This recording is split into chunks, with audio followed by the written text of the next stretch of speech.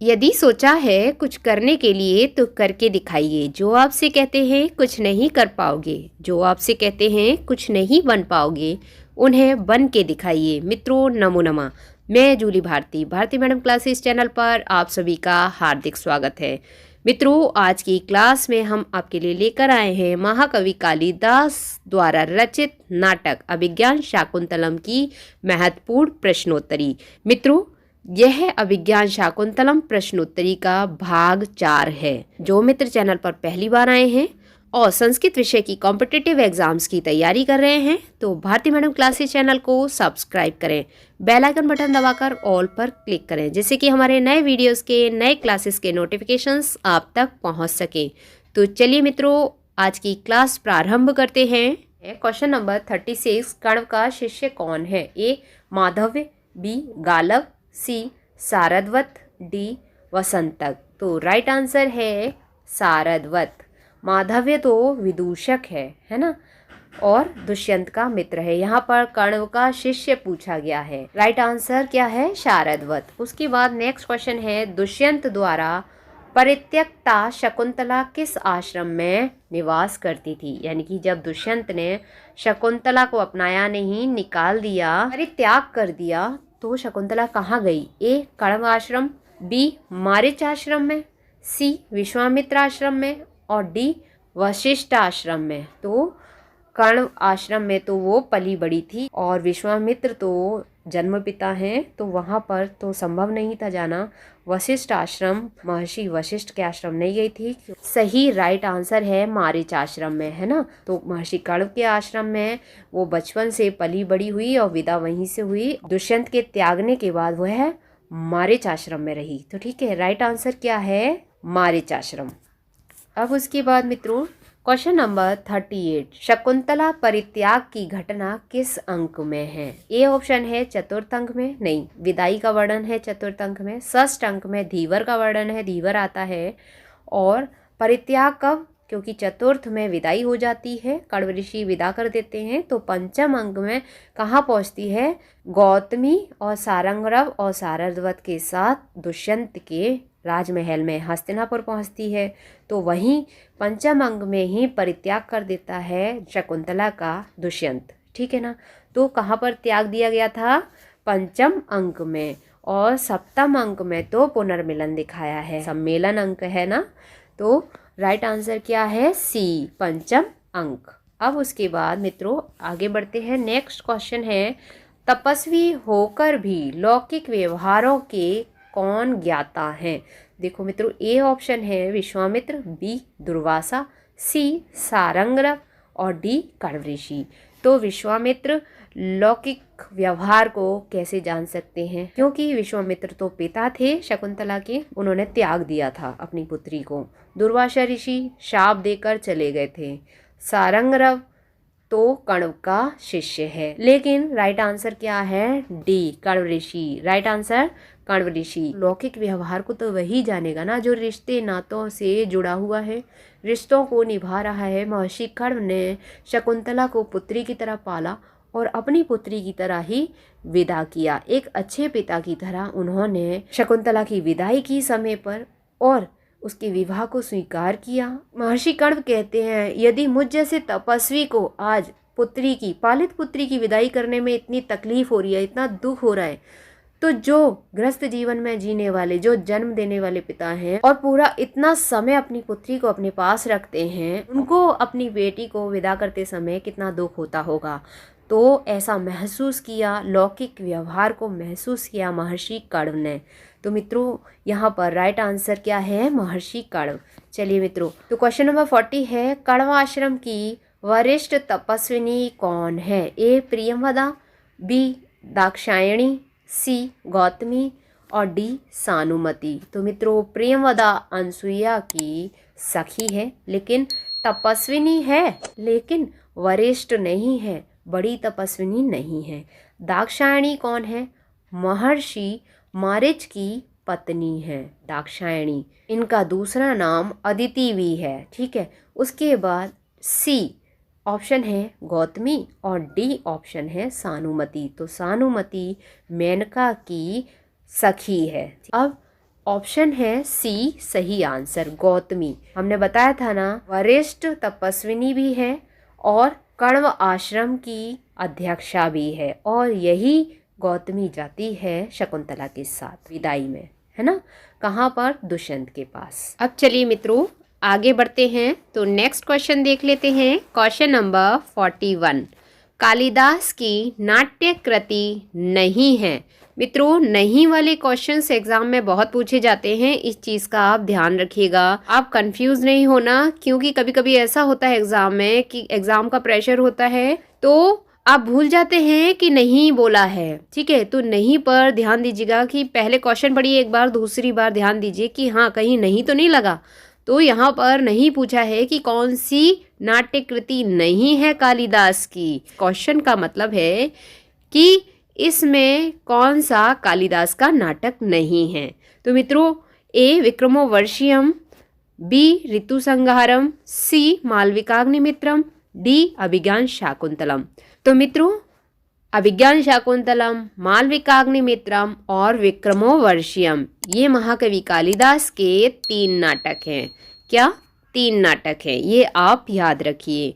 तो बी है ऋतुसंहारम, ये महाकवि कालिदास का नाटक नहीं है। तो नहीं पूछा, इसलिए राइट आंसर क्या है? ऋतुसंहारम महाकवि कालिदास का नाटक नहीं है, ये महाकवि कालिदास का गीति काव्य है। क्या है? गीति काव्य।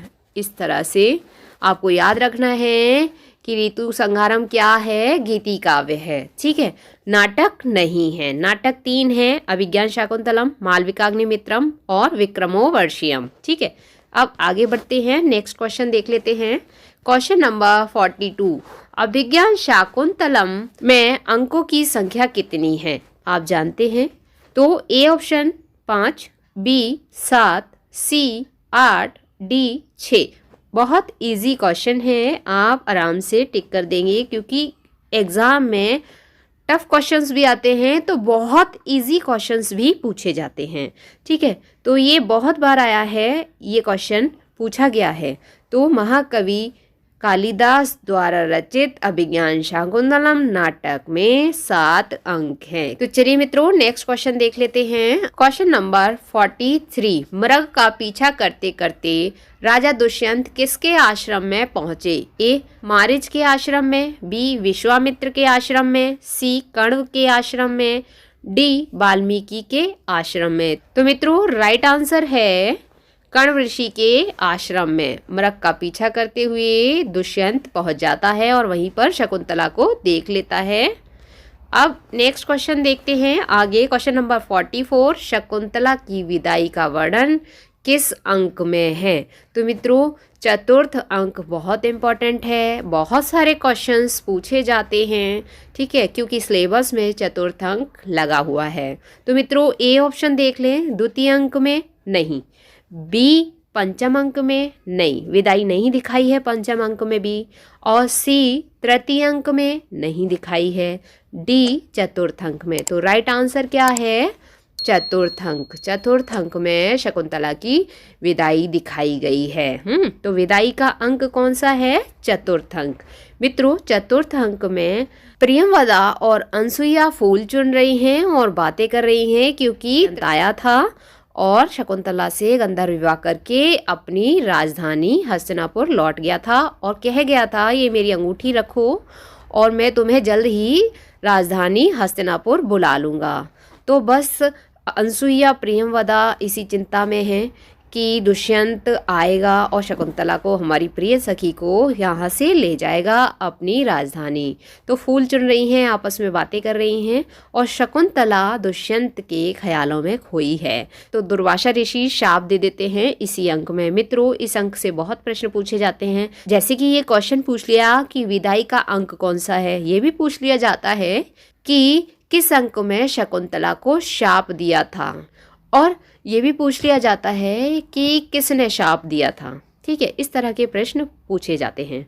तो आपको याद रखना है कि प्रारंभ कहाँ से हुआ है चतुर्थ अंक, और चतुर्थ अंक की समाप्ति कहाँ पर हुई है। कण्व ऋषि शकुंतला को विदा कर देते हैं और गौतमी सारंगरव और सारस्वत के साथ शकुंतला चली जाती है दुष्यंत की राजधानी। अंतिम श्लोक में कण्व ऋषि शकुंतला की विदाई पर बहुत दुखी होते हैं और कहते हैं कि पुत्री तो पराया धन होती है। तो यहीं पर चतुर्थ अंक समाप्त हो जाता है। ठीक है, उसके बाद दुष्यंत की राजधानी दिखाई जाती है जहां पर तीनों पहुंच जाते हैं, लेकिन वो पंचम अंक प्रारंभ हो जाता है। नेक्स्ट क्वेश्चन देख लेते हैं मित्रों। नेक्स्ट क्वेश्चन क्या है? क्वेश्चन नंबर 45, गंडस्योपरि पिंडकः संवृतः किसने कहा है? तो मित्रों सबसे पहले कि इस पंक्ति का अर्थ क्या है। मित्रों महाकवि कालिदास ने अभिज्ञान शाकुंतलम में कुछ मुहावरों का भी प्रयोग किया है। तो ये मुहावरा ही है, मुहावरा समझिए इसको। तो इसका अर्थ होता है गंडस्योपरि पिंडकः, यानी कि फोड़े के ऊपर फोड़ा, यानी कि घाव के ऊपर घाव होना। तो ये बात किसने कही है कि घाव के ऊपर घाव होना? ए दुष्यंत ने, बी कण्व ने, सी विदूषक ने, डी सारद्वत ने। तो मित्रों ये बात विदूषक कहता है कि घाव के ऊपर घाव हो गया। ठीक है, इस तरह से आप याद रखिए, ये पंक्ति पूछ ली जाती है। उसके बाद नेक्स्ट क्वेश्चन है क्वेश्चन नंबर 46, नाटक में जो बात सुनने योग्य ना हो उसे क्या कहते हैं? क्योंकि अभिज्ञान शाकुंतलम एक नाटक है, तो नाटक से संबंधित प्रश्न भी पूछे जाते हैं। ए आत्मगतम, बी प्रकाशम, सी नेपथ्य, डी नांदी। तो मित्रों राइट आंसर है आत्मगतम। नाटक में जो बात सुनने योग्य ना हो उसे आत्मगतम कहते हैं। ठीक है, उसके बाद नेक्स्ट क्वेश्चन देखते हैं। क्वेश्चन नंबर 47, मारीच ऋषि का आश्रम कहाँ है? मित्रों ये इस तरह के प्रश्न पूछे जाते हैं, इसीलिए हम लेकर आए हैं कि ए हेमकूट पर्वत में, बी विंध्याचल में, सी चित्रकूट रामगिरी में, डी पंचवटी में। तो राइट आंसर क्या है? हेमकूट पर्वत में मारीच ऋषि का आश्रम है। ठीक है, यानी कि मारीच ऋषि, भगवान मारीच कहाँ रहते थे? हेमकूट पर्वत पर। ठीक है, वहीं पर आश्रम था तो वहीं रहते थे। ठीक है, उसके बाद अब नेक्स्ट क्वेश्चन देख लेते हैं। क्वेश्चन नंबर 48, शकुंतला के जन्मदाता पिता कौन थे? ए कण्व, बी विश्वामित्र, सी दुर्वासा, डी मारीच। तो राइट आंसर क्या है? विश्वामित्र। जन्म पिता कौन है? विश्वामित्र। पालित पिता कौन है? कण्व ऋषि। शाप देने वाले ऋषि कौन है? दुर्वासा। और दुष्यंत के त्यागने के बाद कौन पालते हैं शकुंतला को? मारीच ऋषि। तो ठीक है, तो आपको चारों ऋषियों के बारे में पता चल गया। ठीक है, अब आगे बढ़ते हैं, नेक्स्ट क्वेश्चन देख लेते हैं। क्वेश्चन नंबर 49, अभिज्ञान शाकुंतलम किस में विभक्त है? तो यह ए ऑप्शन वर्गों में, बी अध्यायों में, सी अंकों में, डी सर्गों में। तो मित्रों नाटक किस में विभक्त होते हैं? अंकों में। राइट आंसर क्या है? अंकों में। चलिए अब उसके बाद क्वेश्चन नंबर 50, कालिदास की रचना नहीं है। देखिए मित्रों नहीं वाले क्वेश्चंस हम लाएंगे जिससे कि आपको हैबिट हो जाए क्वेश्चंस अटेम्प्ट करने की, कि बीच में नहीं पूछा जा सकता है। ऐसे ही क्वेश्चन होंगे। कालिदास की रचना नहीं है। ए रघुवंशम, बी विक्रमांक देव चरितम, सी मेघदूतम और डी अभिज्ञान शाकुंतलम। तो आपको बता दें ए ऑप्शन रघुवंशम महाकवि कालिदास का महाकाव्य है। तो ए ऑप्शन यानी कि आंसर नहीं है इस क्वेश्चन का, ये महाकवि कालिदास की रचना है। ठीक है, अब सी ऑप्शन मेघदूतम महाकवि कालिदास का खंड काव्य है, गीति काव्य भी है ना। तो ये भी कालिदास की रचना है, लेकिन क्वेश्चन में पूछा है नहीं है, वो बताना है हमें। अब डी ऑप्शन अभिज्ञान शाकुंतलम, तो शकुंतला को तो हम बहुत ज़्यादा पढ़ चुके हैं, बहुत अच्छे से जान चुके हैं। तो ये तो महाकवि कालिदास की बहुत अच्छी रचना है और नाटक है। ठीक है, रचना तो है ही है, लेकिन क्या है ये? नाटक है। अब उसके साथ साथ अब बचता है बी ऑप्शन विक्रमांक देव चरितम। मित्रों यह कश्मीर कवि विल्हड़ की रचना है। किसकी है? विल्हड़ की रचना है। पूछ लिया जाता है, रचनाओं के नाम भी आते हैं कि ये किसकी रचना है, किसने लिखी है ये रचना, तो वैसे भी आप याद कर लीजिए। तो विक्रमांक देव चरितम कहाँ के कवि हैं? कश्मीर के। और क्या नाम है? बिल्हड़ उनका नाम है। चालुक्य वंश के विक्रमादित्य षष्ठ के यहाँ पर ये राज आश्रित कवि थे, यानी कि उनके राज्य में आश्रित कवि थे। कौन? बिल्हड़। तो बिल्हड़ की रचना है विक्रमांक देव चरितम।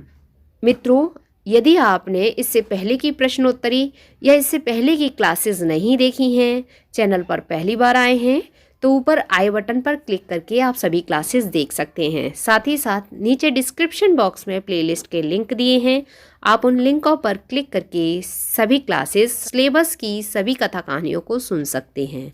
और संस्कृत विषय की कॉम्पिटिटिव एग्जाम्स की तैयारी कर रहे हैं तो भारती मैडम क्लासेस चैनल को सब्सक्राइब करें, बेल आइकन बटन दबाकर ऑल पर क्लिक करें, जिससे कि हमारे नए वीडियोस के, नए क्लासेस के नोटिफिकेशंस आप तक पहुंच सकें। तो मित्रों, स्वस्थ रहिए, मुस्कुराते रहिए, पढ़ते रहिए, पढ़ाते रहिए, सबको करके दिखाते रहिए और अपना अनुभव बढ़ाते रहिए। मित्रों, आज की क्लास में इतना ही। क्लास देखने के लिए बहुत बहुत धन्यवाद। कल फिर मिलते हैं इसी प्रकार की एक नई क्लास के साथ।